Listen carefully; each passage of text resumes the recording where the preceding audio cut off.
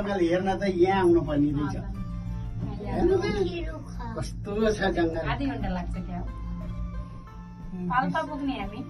20 minute जान 20 minute आउनु लाग्छ क्या 40 मिनट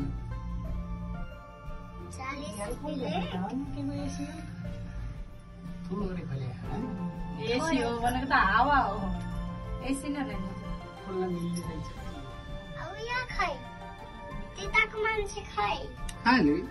खाली आज त हामी आउनु भनेर उठा चढ्ने हो पहाडमा